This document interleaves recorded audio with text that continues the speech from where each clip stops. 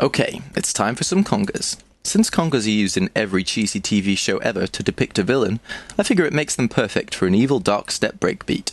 So, combinator, name it congas, then inside it, right-click and create a Dr. X loop player. Dr. X sounds like that villain I was mentioning earlier. Now, in the Reason Factory sound bank,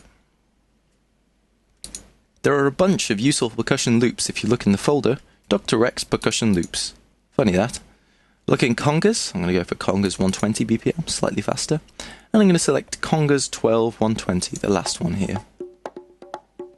Take a listen. A nice consistent beat that Dr. X automatically tempo shifts to the speed of your track. Good old Dr. X.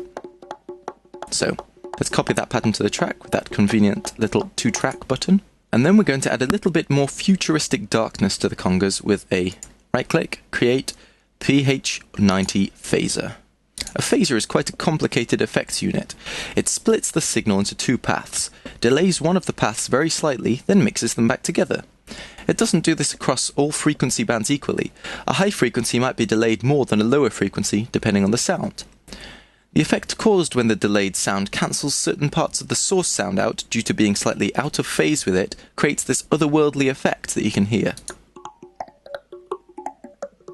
By modulating the delay with this LFO here, it makes it appear to sweep up and down. So let's get to work setting it up. Sync the LFO so it's in time with the song, and take the rate down to 8 to 4, meaning it'll sweep every 2 bars. Then turn the feedback down considerably, and the width up to full, meaning it'll be less high-pitched and wider in the stereo field, respectively. Now, let's do some EQing. Add an M-class equalizer, and we're going to boost the low end about 330 Hz by 12 decibels, so quite a lot. So 330 Hz. So take a listen without and with.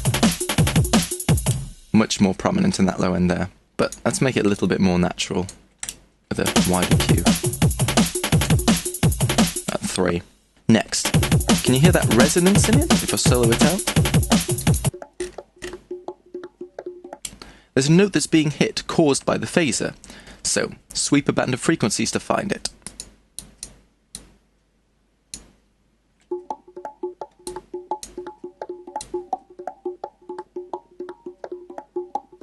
There it is, it's around 900 Hz. So if we just completely remove that, whine it a little bit. Without and with.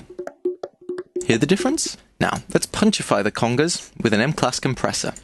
Right-click, create M-class compressor. Turn the input gain up to 3/4 of the way around, just so it's a bit louder.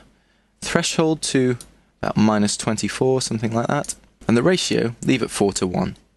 Now, listen to how much punchier and louder it sounds with that compressor. Without and with. Okay, lastly, we're going to make a stereo imager. Solo the high band, so the low end of the congas doesn't interfere too much with the low end of the rest of the percussion. Then widen the high end so it's pushed further left and right in the stereo field, clearing space in the mix. And if we unsolo that and give it a play, taking the congas down a little bit in volume, there we have it! A drum and bass beat punchier than Ryu and Ken combined, and some congas more evil and spacey than Andros. If you don't get either of those jokes, then congratulations, you're not a massive computer game geek. Join me tomorrow for day 2, where we'll be making some absolutely vomit-inducingly disgusting bass synths. Until next time, guys.